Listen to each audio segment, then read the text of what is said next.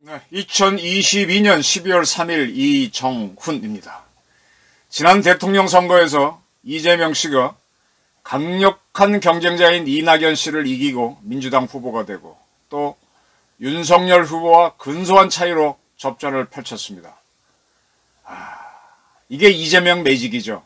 그 이재명 매직 하나씩 풀어 가야 합니다. 이재명 매직의 비밀이 풀려나가는 것 같습니다. 자, 이재명 씨가 선거를 여러 번 치렀습니다. 성남시장으로 2번 당선됐고 경기지사로 1번 당선됐고 대통령 선거에서는 패했지만은 민주당 경선에서는 이겼습니다. 이렇게 여러 차례 선거를 치렀는데 2014년도에 있었던 성남시장 선거 때 이재명 측에 선거 자금을 전달했다라고 하는 중간책, 거기에는 최종 종점은 이재명 측이니까 이재명을 제외한 중간책들은 전부 다 인정을 했습니다.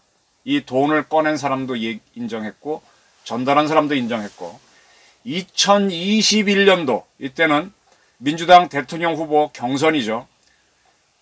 이때 이재명 측에게 갔다고 하는 선거 자금은 중간측들이 있는데 만든 측하고 중간측 가운데 절반이 인정을 했고 중간측의 절반하고 받은 측인 이재명 측 현재 부인하고 있습니다. 조금 이해가 되십니까? 2014년도 선거 자금은 이재명을 제외한 이 돈을 만든 세력하고 전달한 사람들은 다 인정합니다. 맞다.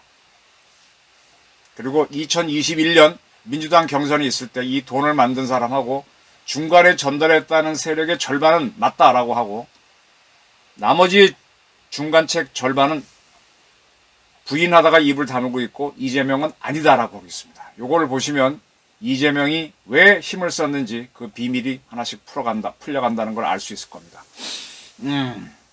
우선 팩트를 보게 되면요.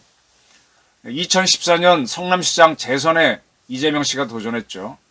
그때 이제 대장동 사업을 하고 있었던 남욱 변호사죠. 그는 검찰에서 분양 대형업자에게서 22억 5천만 원을 받아 그중 12억 5천만 원을 선거 자금으로 김만배 씨에게 줬고 김만배 씨는 이 중에 4억 원을 유동규 당시 성남도계공 기획본부장에게 줬다라고 했습니다.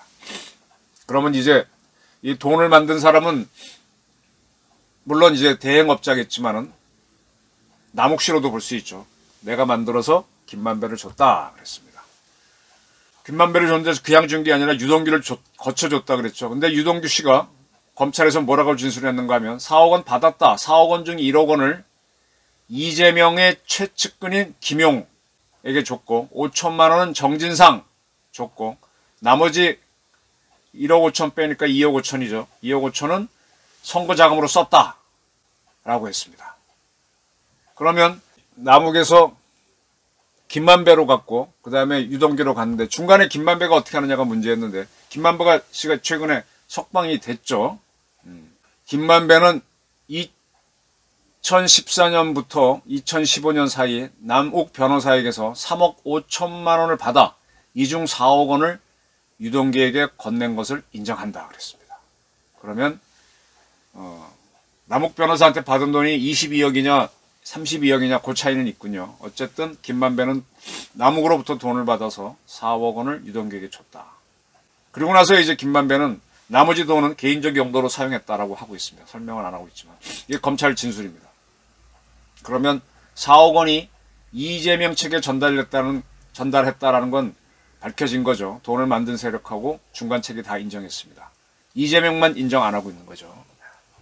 이게 이제 재판에서 앞으로 기소가 되면 다른 문제고. 자, 두 번째, 2021년도 대통령 선거를 앞두고 민주당에서 후보 결정할 때입니다.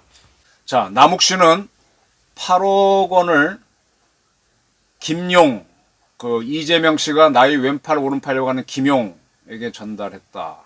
그 다음에 또 몇 천만 원을 정진상한테 줬다 그러지 않았나? 어쨌든 그랬습니다. 여기에서는 김만배가 등장하지 않죠. 등장하지는 않습니다. 김용이 바로 나오는데 김용은 부인하다가 현재 구속 상태인데 함구, 입을 꽉 다물고 있습니다. 정진상 씨도 앞에 건으로 들어가서 처음엔 부정하다가 강력하게 부인하다가 입을 꽉 다물고 있습니다. 이재명 씨는 뭐라 그러느냐? 창작 소설을 쓰지 말라. 참 소설 잘 쓴다. 잘 못 쓴다 그랬습니다. 네.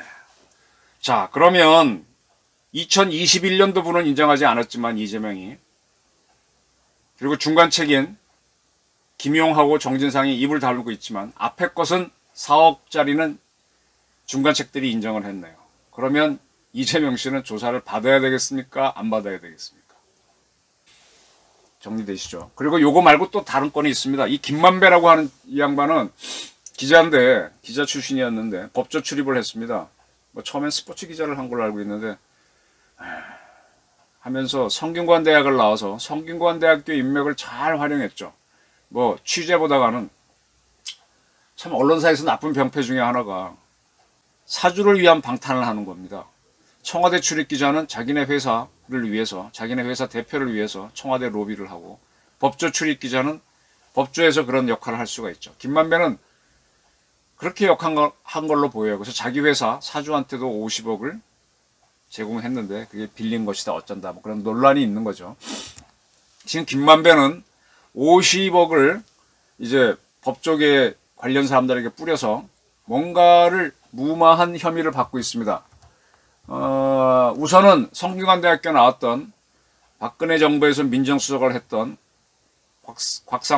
곽상도죠. 곽상도 의원의 아들을 자기 회사의 사본 1번 직원으로 고용해서 그 친구의 퇴직금으로 50억을 줬습니다. 그리고 거기에 대해서는 합법적으로 퇴직금이니까 또 그 성과급 같은 걸로 줬으니까 거기 세금도 다 내게 해서 확실하게 법적으로 문제가 없다라고 했는데, 지금 정용학 씨가 밝혀놓은 그 녹음에 따르면 김만배가 자 50개 몇 개인가 쳐볼게. 최재경 줘야 되고 박영수 줘야 되고 곽상도, 김순환, 홍성군, 권순일 그러면 얼마야?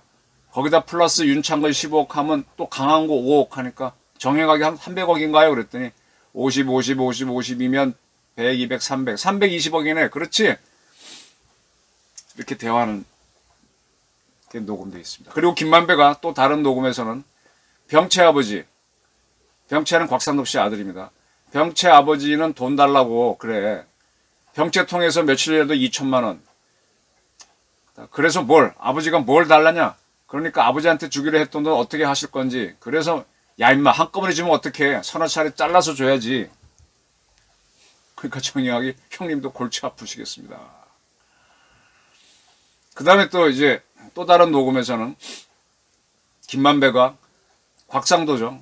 아들은 회사의 막내인데 50억을 어떻게 가져가게 하냐 그랬더니 유동규가 지금 현역이잖아요 아들이. 곽상도가 정치자금법 걸리면 문제가 될 텐데 아들한테 주는 수밖에 없어요. 아들이 거기 왜 들어가 있냐. 이게 문제될 수는 있겠지. 어디냐 하면 이게 천화동인에 직원으로 있었으니까. 그러니까 김만배가 왜 문제야. 그 아들은 사본이 1번인데 내가 이 공모하기 전부터 데리고 다니면서 일을 시켰는데 그러면서 50억 주는 건 문제 없다라고 하면서 문제는 변호사비로 하지 못하는 사람들이 문제지 두 사람은 고문료로는 안 되지. 수연이 하고 곽상도는 그렇게 합니다. 수연이는 누군가 하면은 박영수 전 특검했던 사람이 이 사건에 개입되어 있죠. 그래서 거기에는 50억씩을 뿌리려고 했습니다.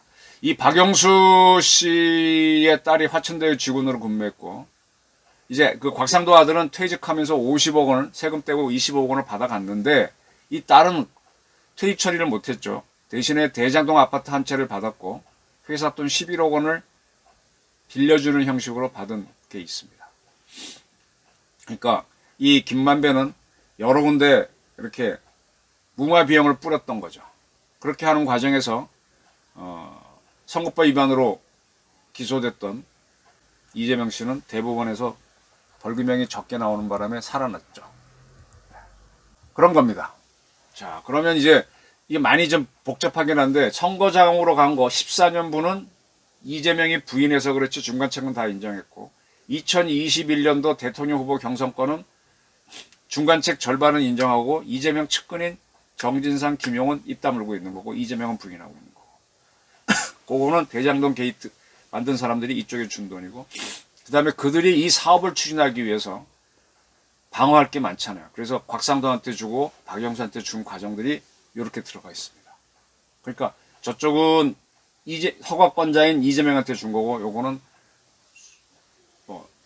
또 다른 이제 법적 시비 걸 수 있는 세력에 준 걸로 되는 거죠. 자, 그러면 이재명 씨가 뭐 대단한 정치인이 아니잖아요. 뭐 개천서 용이 났는데 그 정도 인물이야 우리나라에 뭐 한둘입니까? 근데 이 사람이 뭐 운동권하고 놀다가 이제 시장이 되고 떠오르면서 했는데 갑자기 대통령 후보로 국회의원도 한 번 안 하고 떠올랐단 말이야. 이게 도대체 뭐냐? 근데 지금 정청래 같은 의원들이 우리가 이재명이다 그러면서 개딸들과 더불어 이렇게 연합해서 막고 있잖아요. 왜 이렇게 민주당이, 더군다나 민주당이 절대적으로 유리한 호남에서, 호남 출신의 이낙연 씨가 패하고 이재명이 이긴 이 비밀이 뭐냐?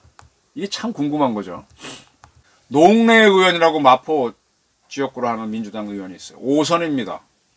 이 양반은 저처럼 초기에 경제지 신문 기자를 하다가 뭐 MBC 거쳐갖고 민주당 가가지고 5선 의원이 됐는데, 이 사람이 이제 국회에서 5선이니까 이제 많은 걸 하죠. 많은 위원장도 하고 있습니다.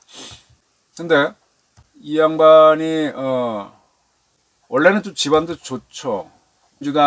과거 민주당에서 5선을 했던 국회의원도 하고 구청장도 했던 노승환 씨의 차남이죠. 그렇게 태어났죠. 네.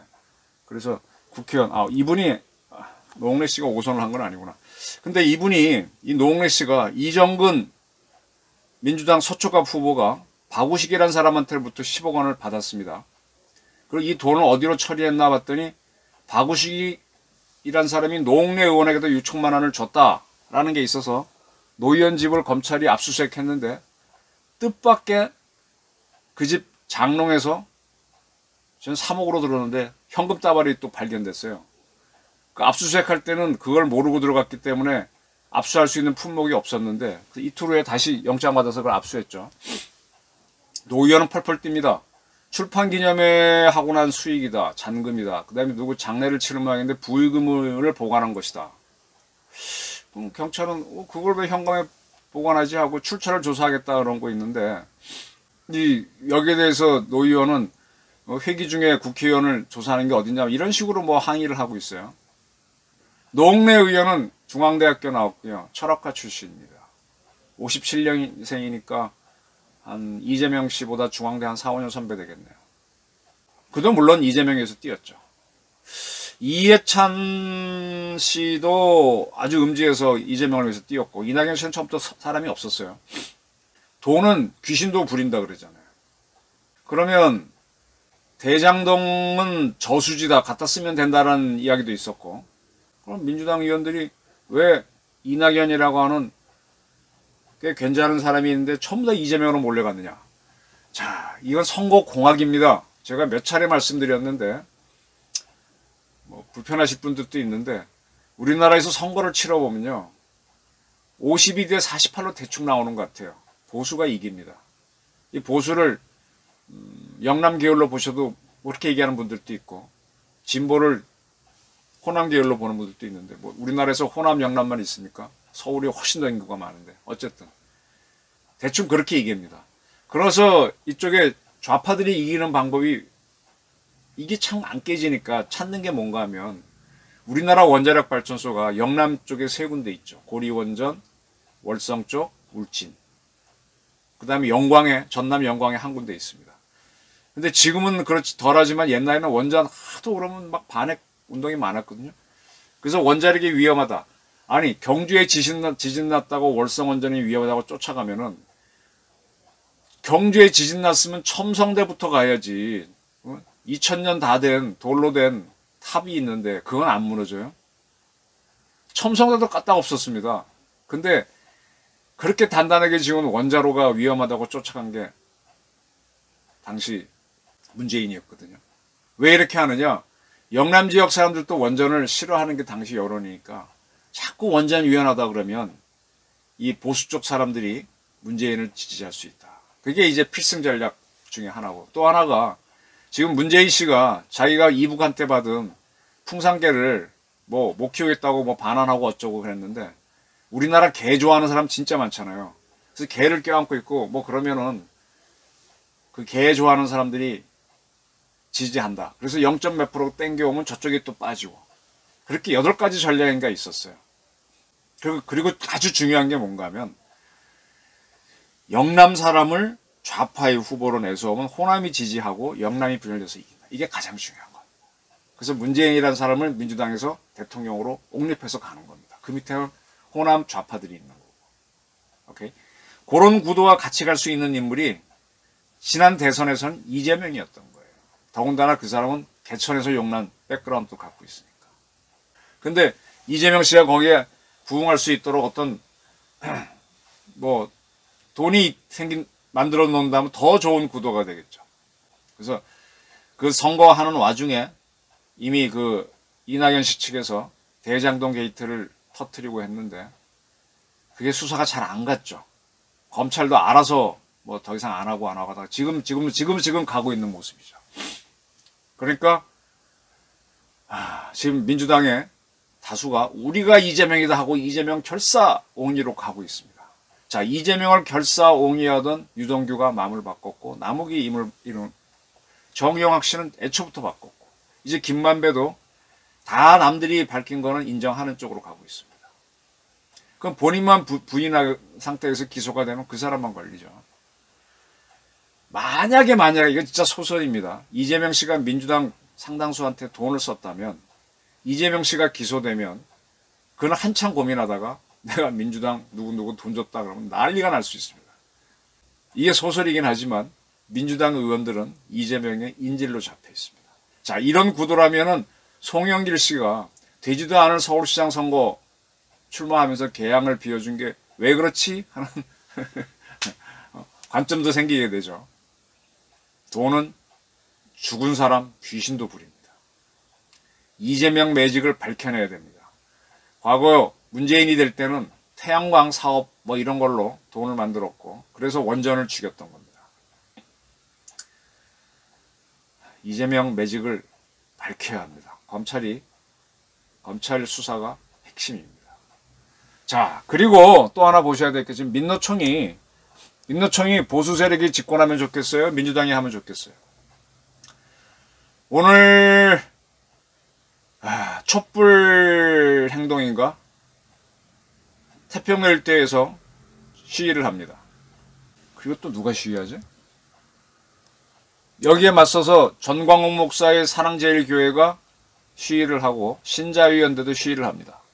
그런데 좌파에서는 여의도에서 전국농민회 총연맹이 모여서 시위를 하고 민주노점상 전국연합이 또 시위를 하고 또 민노총은 노동자 대회를 열고 그리고 전국 민중행동이 대회를 개최합니다.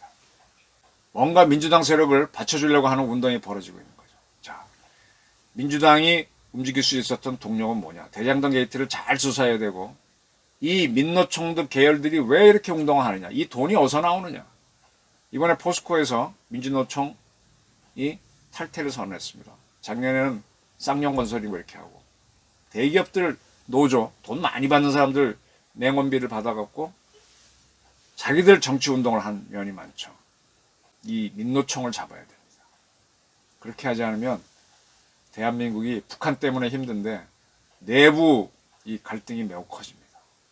이제 대한민국 흔드는 게 뭔지 좀 감이 잡히시니까 이제 하나하나 팩트가 나오면 그 어두컴컴한 고구마 줄기가 드러날 겁니다. 경청해 주셔서 감사합니다.